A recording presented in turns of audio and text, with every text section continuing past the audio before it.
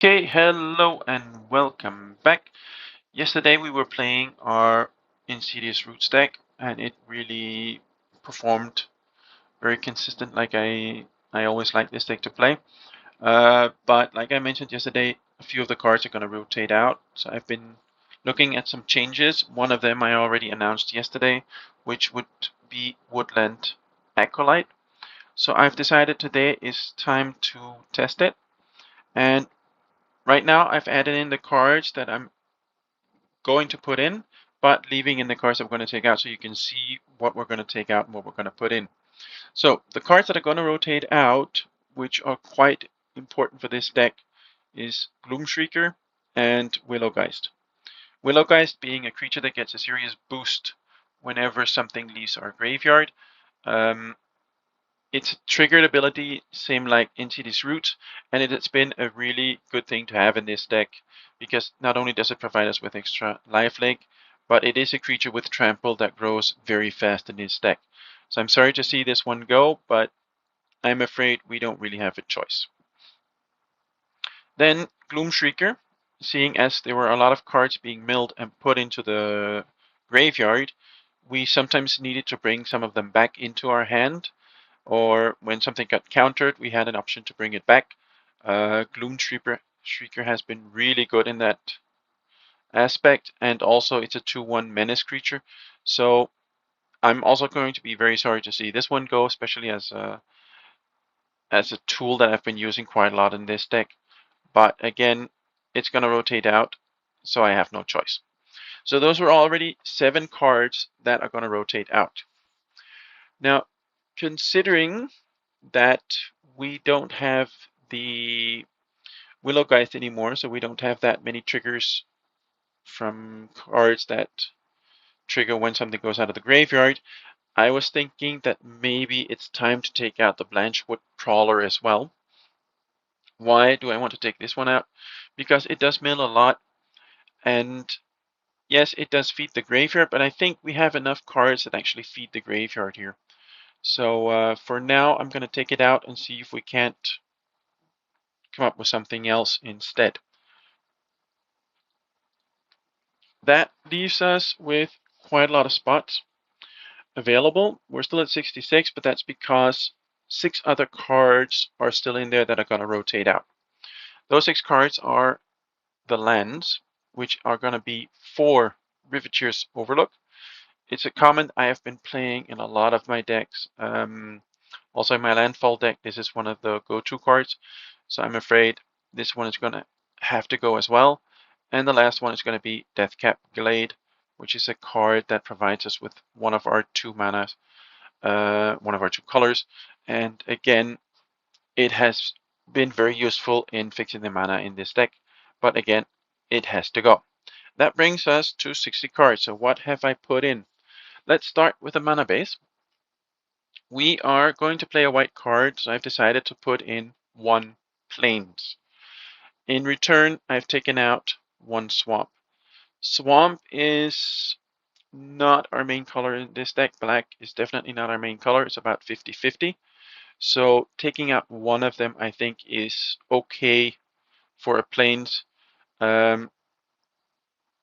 Usually we won't be dependent on the Plains because we'll provide the white mana with our tokens, but you never know if we're in a situation that we might need it.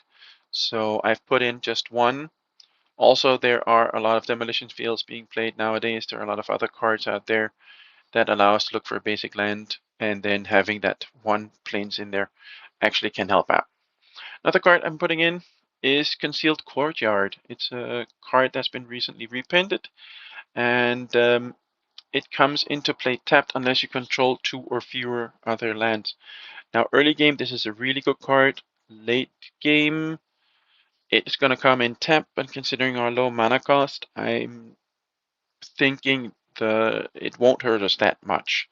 I'm only playing 1 of them, basically because white isn't going to be a main color, but on the other hand, black is one of our main colors, so we're still going to have the black from it we can always use, and the white just in case. Then we have Blooming Marsh. Again, one of those cards that are going to come into play tapped unless we have 2 or fewer. So basically, early game, this is always a useful card. Late game, it's going to come into play tapped, but it's our two main colors, so I'm going to put one of them in.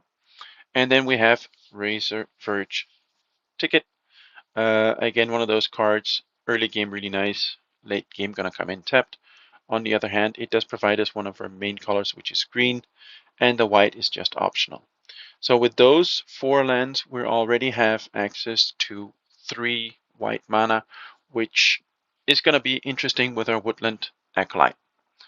We are seeing a lot of Myrics being played and other cards out there that could be hurtful and harmful to us. So I'm thinking 3 Demolition Fields is not a bad idea. Also, again, we can look for one of our basic lands and fix their color like that.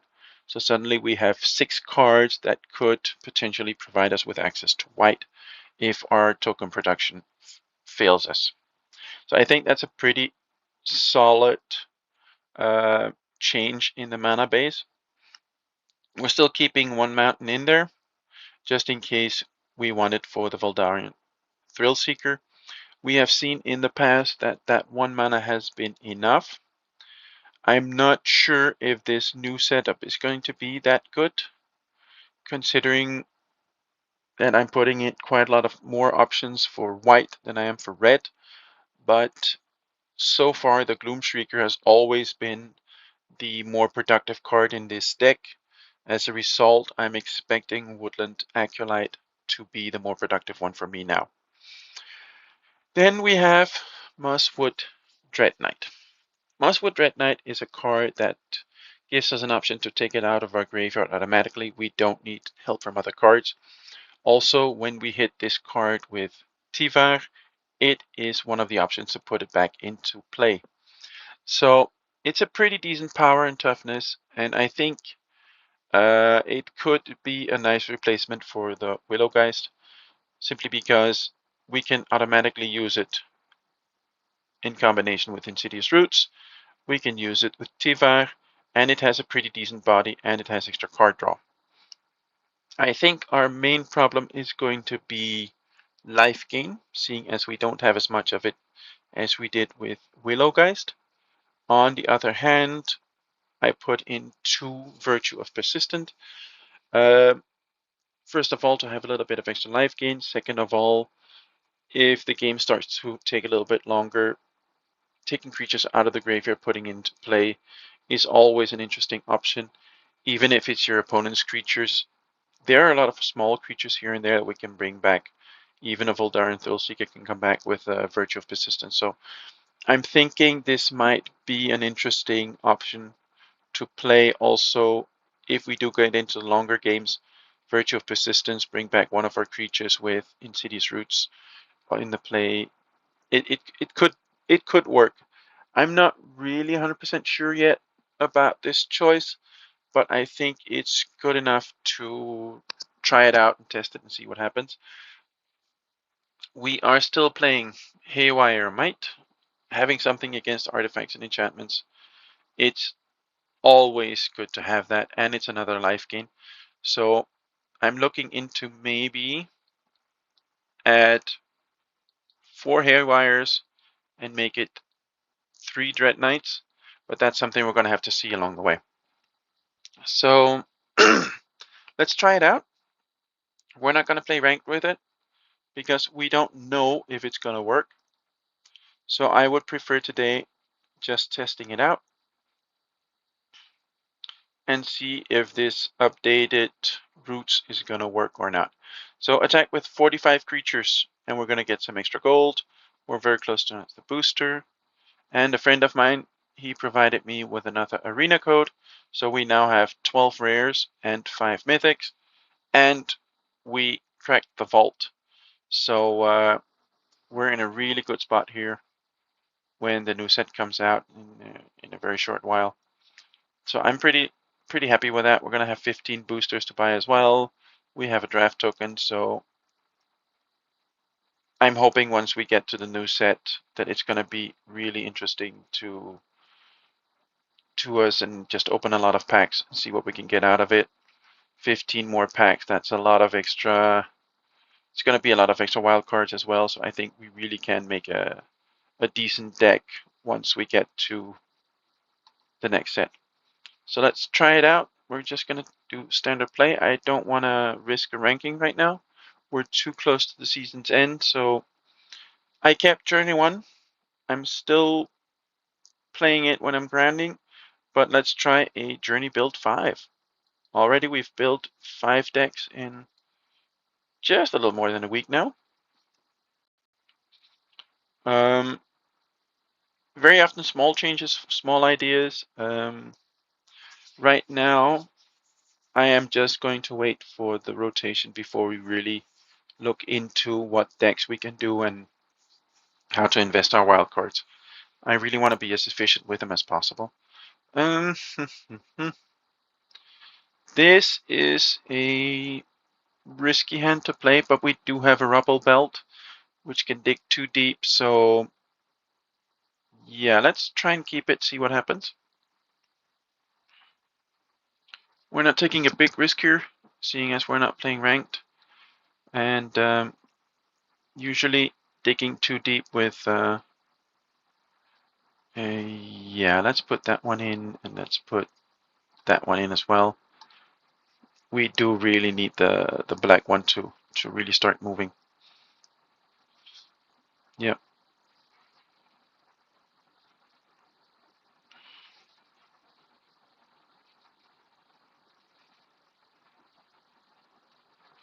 This could be a bad matchup. I'm seeing black. He is targeting our hand. The rest is definitely a nice card.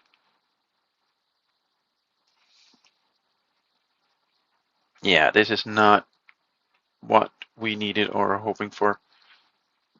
We really need that black land, and it looks like I should have mulliganed here and tried for the black. Yeah. So he's seriously hurting our hand right now.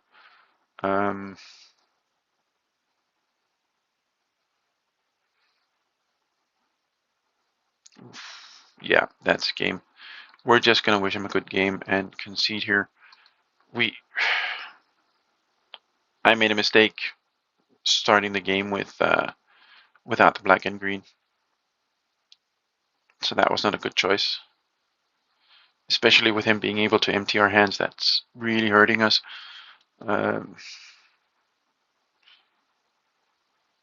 So yeah, let's try it again. This wasn't a good test.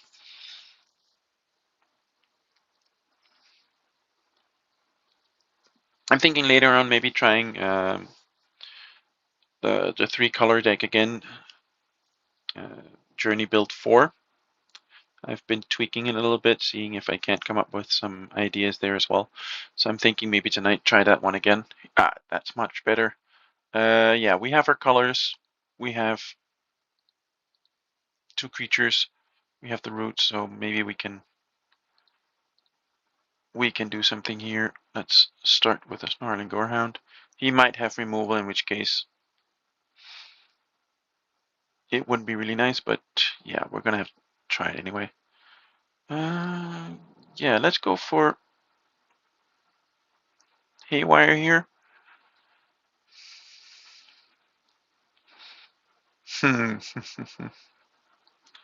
Yeah, let's put this one into our graveyard. Next. So, I was thinking about maybe playing the Insidious Roots already, but it looks like there was no need for that. Yep.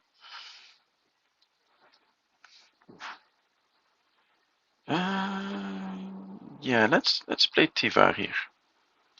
We have enough creatures in the graveyard. We can definitely do something here. Yeah, let's bring back the Snarling Gorehound. Another creature comes into play, so we do get to have a little bit of fun here. Do we want it? Yeah, let's keep that. We can create another token. Let's put in a Snarling Gorehound.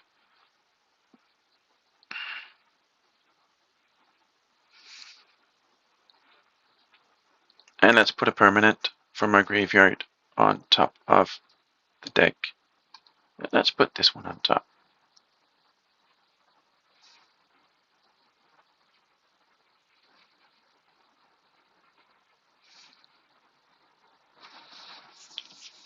So that was an interesting game. Not so much that he gave up, but we did get to test something out, which is this new creature we put in there is actually interesting.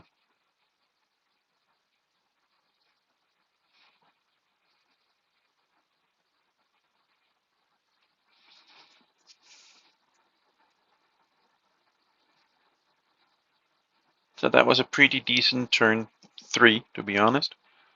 So yeah, I was happy with that.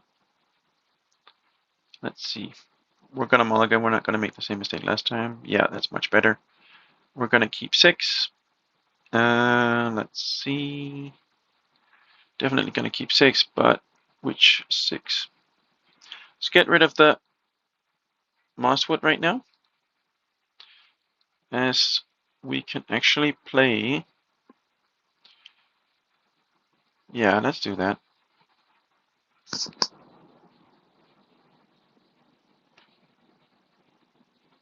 Yeah, that's a good move.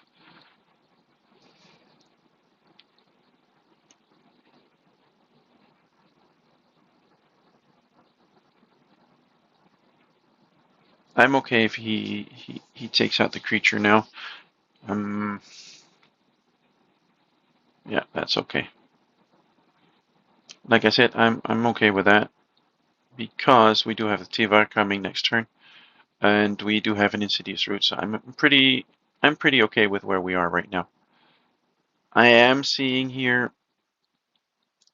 a double blue, so that means there's a good chance for a counter.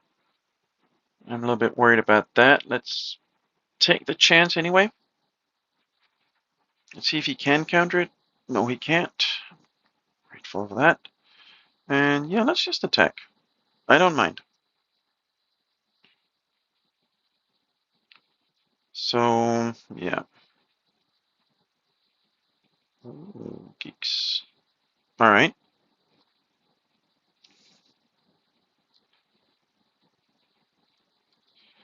So, the real question is now, are we going to deal with gigs or are we going to deal with, going to put Tivar in? He is tapped out, but I think gigs is a lot more dangerous than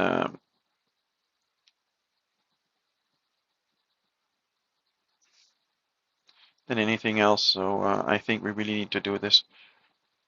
Let's end the turn here. Ooh, Sheldred. Sheldred is hurting us.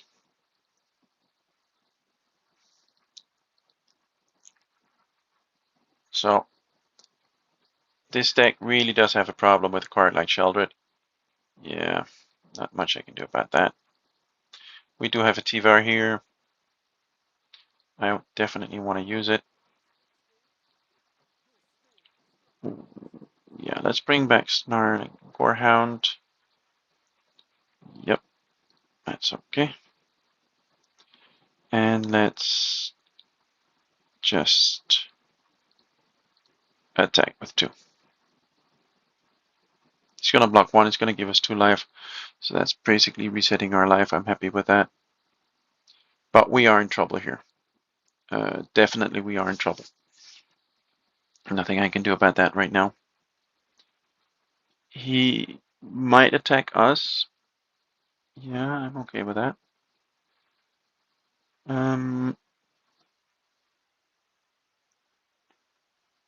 Yeah, alright. No blocks.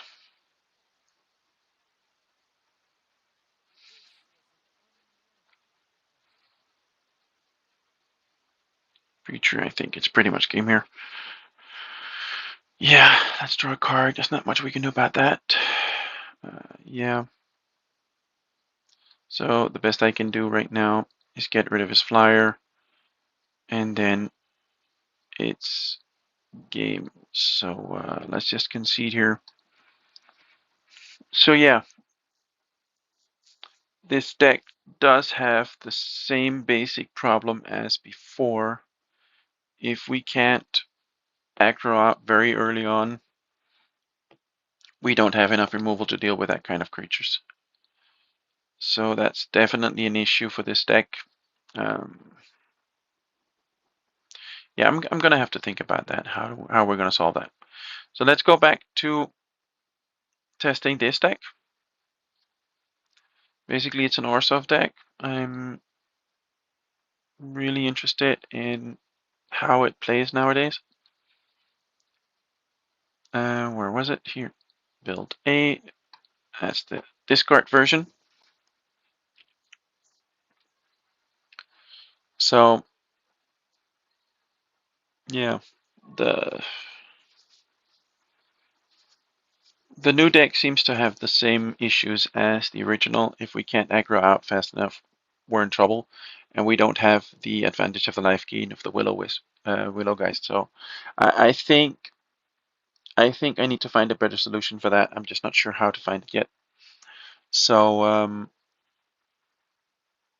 yeah, I really think the Willow Geist loss is going to be a big one. Oh, we have mana, we have removal. Yeah, let's keep that.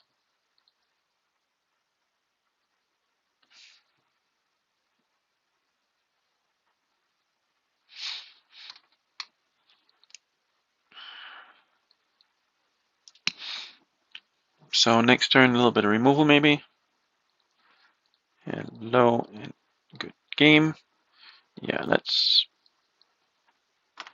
get rid of one of the cards in his hand.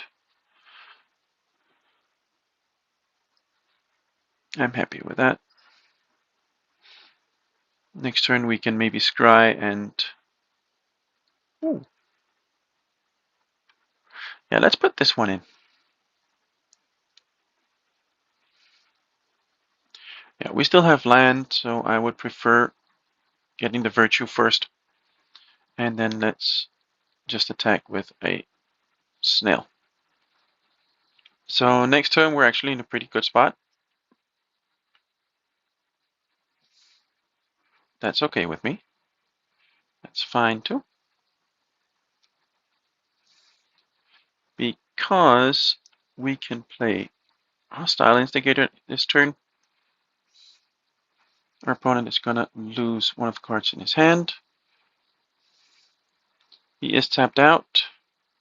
And now we're going to saddle it with the Instigator. We're going to attack him. And he's going to lose the last card in his hand too. And now we're in a good spot. Because not only are we going to scry again, we also have 2 untapped creatures. And he loses the last card in his hand. And I'm really happy with that. Yeah. So that was exactly what this deck is supposed to do. Let's see if we can't do that again.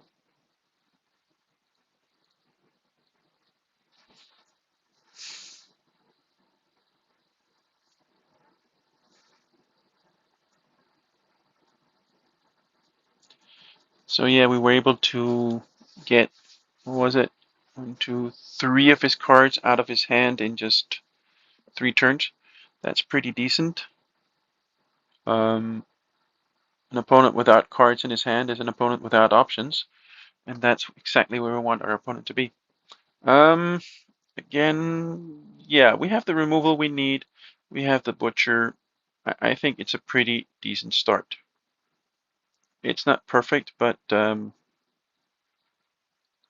not completely unhappy with that.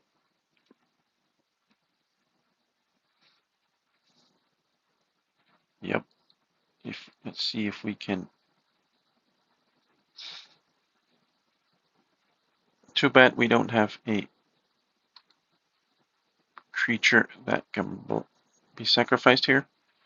Yeah. But we still get a rat. That's fine with me.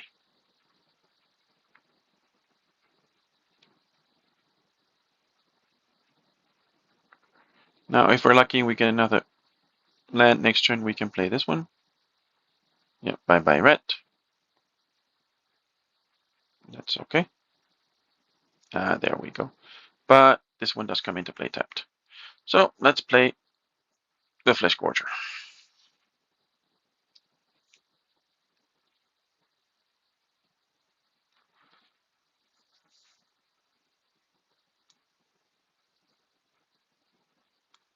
So we already have one permanent. We already have one permanent in the game. Let's put another permanent in here.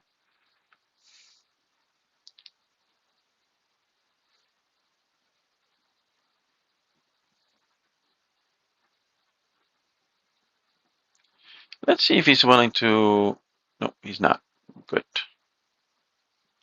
I'm happy with that.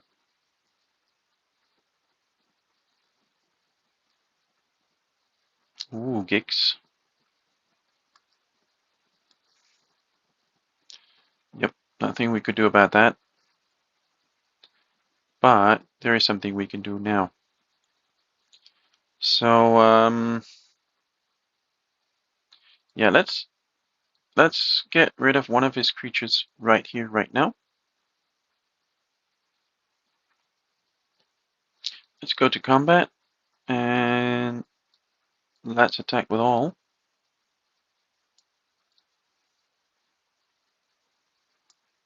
We get another 3 life, and we're going to end the turn here. We now have the option to either remove his creature when he attacks. It's going to cost us 3 life,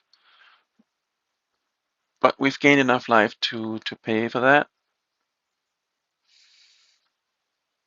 So as you can see, it has ward, pay life equal to its power. It's power 3 right now, so it's going to cost us 3 if we want to remove it. On the other hand, if he doesn't attack, we have a clue that we can sacrifice, draw a card, and then get card advantage from that. So I'm pretty happy with that. Sacrifice power, just take control. Yeah, all right. I'm fine with that. It's going to cost a little more life, but still, we're going to get rid of it anyway. We're still at 20 life after that, so I'm happy with that. Take action, and let's get rid of it. That's a permanent dismissal. And that was enough. So that was a pretty interesting game. I didn't expect him to give up that easy, because we were nowhere winning the game. But I'm pretty happy with what happened here. Let's play rakdos next. So we have our Journey Build 2. I can show you what it does. So Journey Build 2 is built around Laughing Jasper Flint with Durabresk Forge, and then we use the Furnace Range with the Callous Sword to deal with some of our opponent's creatures. And then as for crimes, we have Giza the Hellraiser, and we have Magda the Hortmaster, which are some interesting cards that we can use for triggers with crimes. What are the crimes? Furnace of Rains, Callous Sword, Long Goodbye, Got a Soul Cauldron, Laughing Jasper Flint, and Virtue of Persistence. So we have a lot of options to commit crimes here.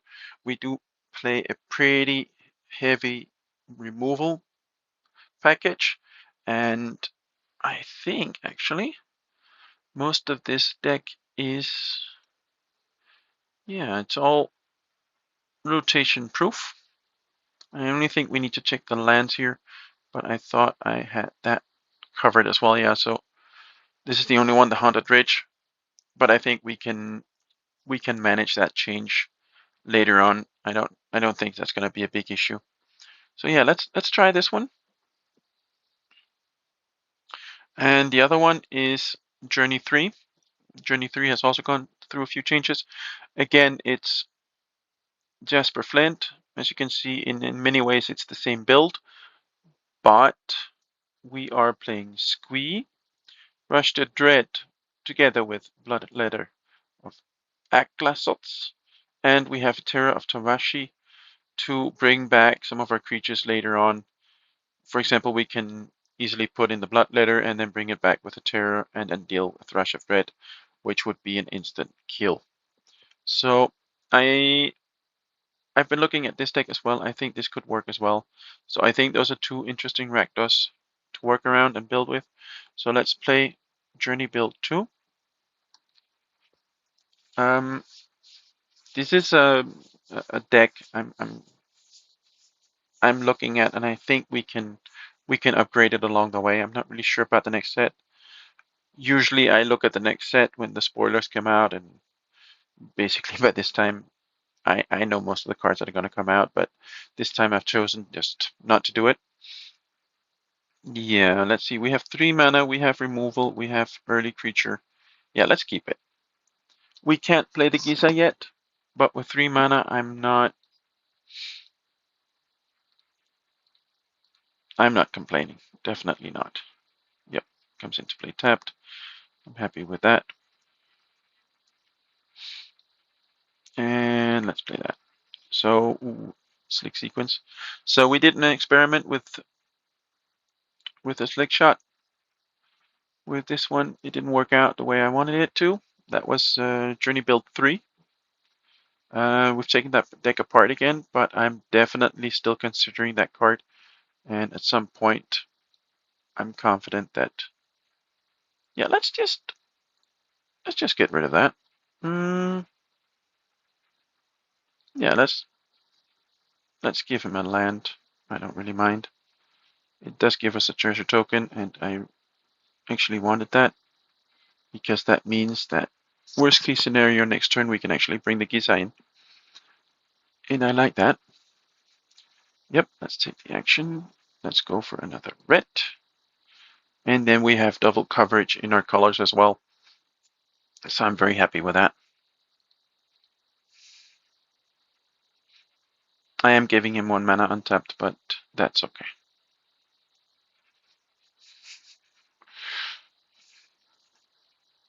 Mm-hmm. Calisel Sword would be really nice now. No, not a Calisel Sword, but still, we're in a pretty decent spot here. Um,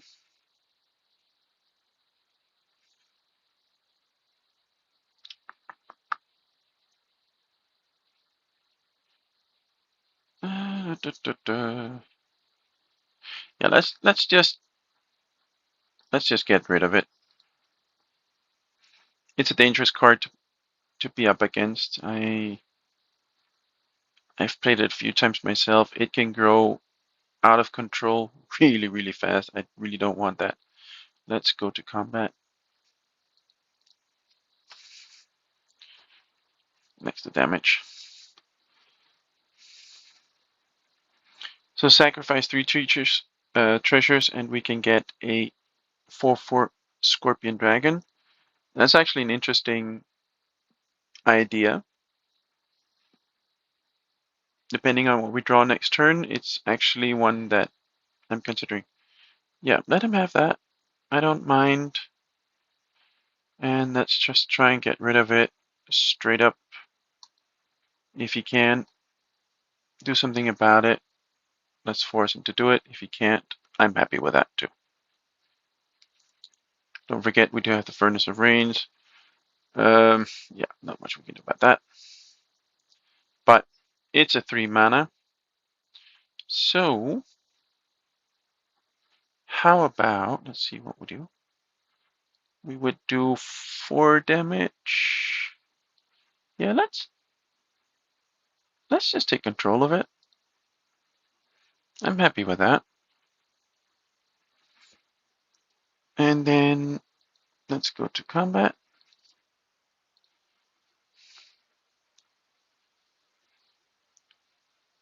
Great. Let's destroy it because I don't want to have it. And then sacrifice 3. 1, 2, 3. Submit 3. And here we go. We now have a nice 4/4 dragon, which I really, really like. That's okay. Yep. He might. Nope, he's not going to pump it. Time for. Yeah, let's put a Gisa in there. He's probably going to counter it if he can. Yeah, there's not much I can do about that. We're not going to attack, and that's ended there. So.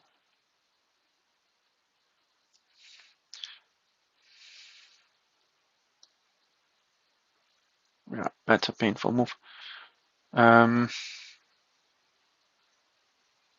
going to hurt us a little bit. On the other hand, let's see if we can't deal with it. Yeah, let's put in a Magda. No response. That means he didn't have a counter, which means, yeah.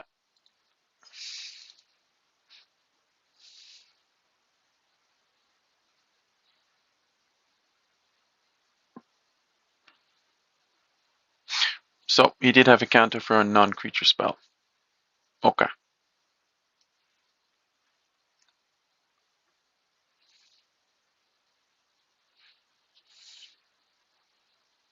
It was worth a shot.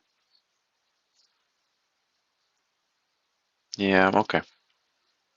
But now your hand is empty, my friend. Now your hand is empty. Mine was not.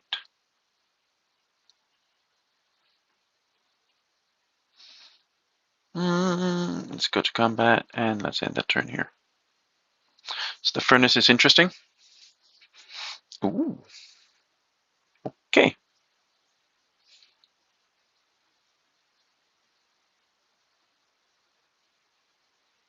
That was unexpected, but again, when you're up against decks like this, once they empty their hands, there isn't much they can do. If you're still in the game when they don't have a hand anymore, they're in trouble. I'm not really sure exactly what direction his deck was going. It was like aggro control something. Not really heavy on let's just whack him, but at the same time, his control seemed a little bit off as well. Here I am. Yeah, I'm happy with that. We can put some pressure on the field. Our mana isn't the slowest, so yeah, I think this is a good start. Crystal Grotto next turn. Yep. That leaves us with some removal. Yeah, let's keep that one. I definitely want it.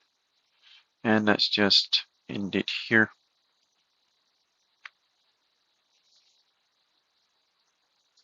So if he plays a creature now, we are going to deal with it. Yep. Let's have it. I don't mind that. Let's sacrifice your creature. Now we're up against black and white. Black and white usually means there's a lot of counter control in there. So I want to put this one down first, as he didn't have an option to counter it right now. This is a card that's constantly going to pressure him. As long as he doesn't deal with it, it's going to give him pressure. There we go, Siege Fighter in. That's a good card. Let's play Magda. Let's play Agatha. Let's go to combat. Let's see if he blocks. Yes, he does. That was what I was hoping for, because we can now do this, and that's as good as a creature removal.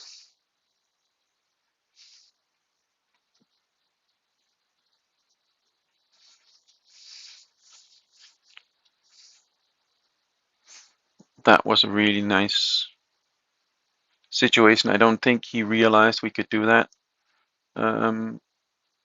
Because if he had, I'm pretty sure he wouldn't have blocked then. But like that, it didn't matter. We didn't have any creature removal in our hand, and yeah, good choice, my friend. Good choice. That card is definitely going to put pressure on you, and it will keep doing it. I am going to get rid of that card. Why? Because it gives me a treasure token, and it gives me a 3/3. Let's go to combat, and let's just whack you for 3 in the turn. So, Killer Cell Sword is a card that works really well with Furnace Rains, but on the other hand, it's also a card that shouldn't be underestimated with other cards in the on your field. Um, so here we have 3 treasures. Yeah, let's just get rid of this card as well. I know we only trigger once, but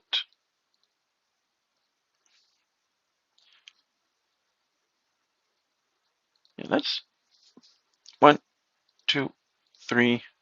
Let's put in a 4/4. Let's put some more pressure on the board, and then end the turn here.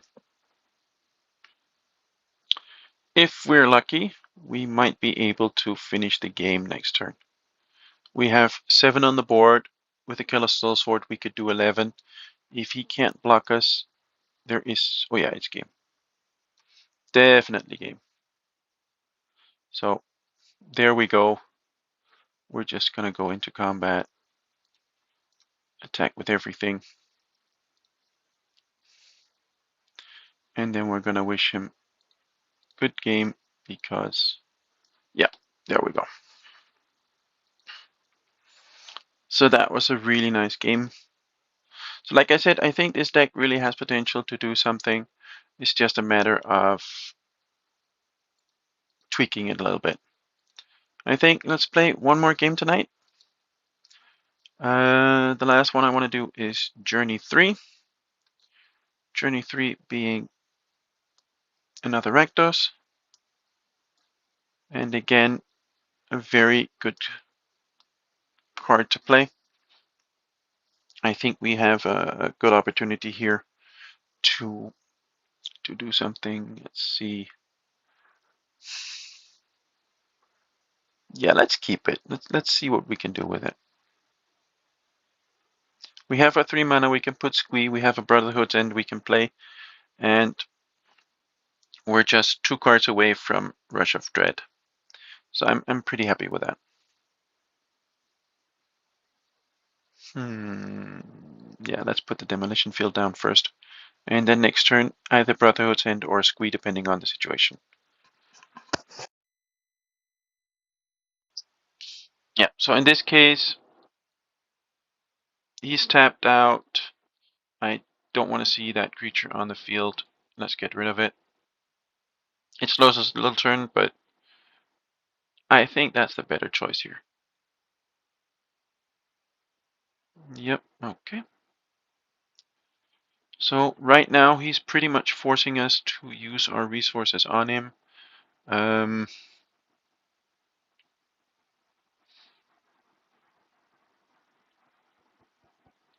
Yeah, let's try this first. Let's see what happens. Yeah.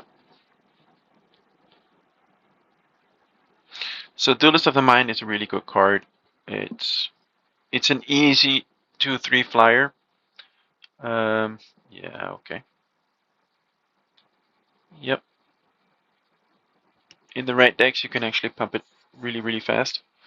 So definitely a card you shouldn't underestimate.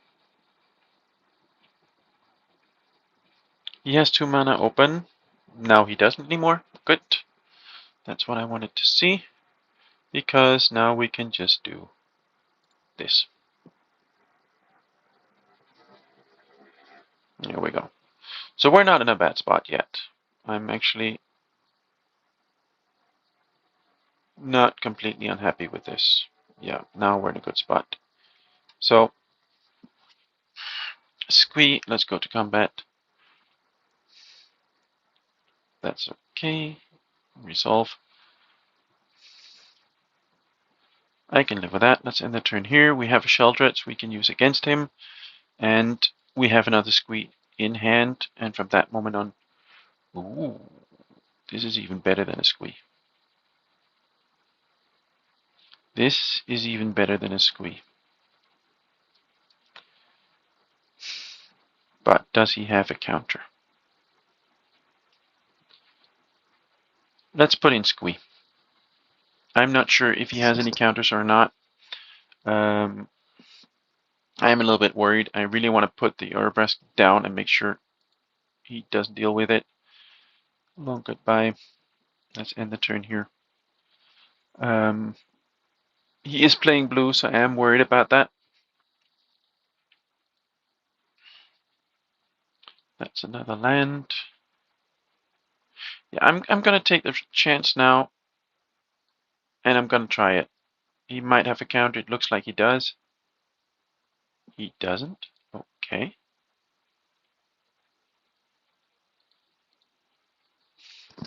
So that's the thing with blue. You never know if they have a counter. That's the risk you're always playing, and that's why I like squee. Even if he counters it, as long as it's in my graveyard, there's a chance that it comes back. So it's constant pressure available. This is a land that's going to go out soon, but that's okay for now. We have 7. Let's try it. Let's see what happens. He might counter it, he might not. If he doesn't, I'm happy. If he does, that's okay too. Yeah. It's part of the game. Don't forget, we're still at 20, he's at 16. In cards, we're pretty much equal. And to be quite honest, I'm not that worried about... Yeah, let's do that. 1, 2, 3, 4. Let's submit 4.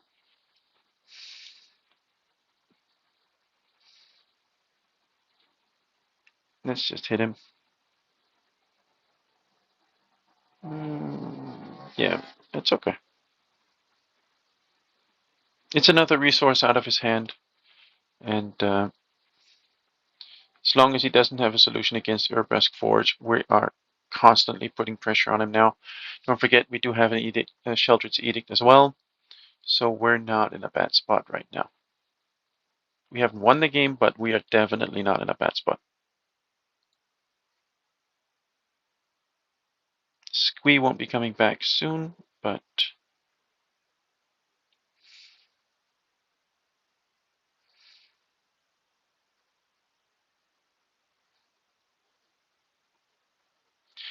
I'm gonna try something here. Let's see if we can help convince him. Let's do that. Out of play. We still have 3 mana for the Laughing Jasper Flint, which is exactly why I'm doing it. Because if he did have a counter, there was a good chance he would have countered it. Now he's doing a removal, but that's another 2 life. And then it's... Yeah, there we go. Now his hand is empty. And he's at 4. So that was a really good turn. There we go. So yeah, sometimes pushing him to do something really can work in your advantage. This is a really nice game of him playing control and we just using that fact against him. And I really think we had a good game here. So I'm going to wish you a really good night. Take care. Have fun. Let me know what you think, how we can upgrade our decks. Today we played a changed version of our Insidious Roots deck. I'm not 100% convinced yet. We played our 2 rakdos decks, and we played our Journey 4, so we played a few decks today. I'm really looking forward to the next set, to the rotation. A lot of interesting cards are going to go out. I think the formats are going to change quite a lot, as some of the key cards that we've seen in certain decks are going to disappear. So yeah, we're gonna see. I think mono red is going to be pretty much the same as it is right now. I don't see any real changes there, but some of the control decks with, for example, the what is it, the Wandering Emperor. That's one of the cards that's going to go out. So if we just look here at the Planeswalker, for example.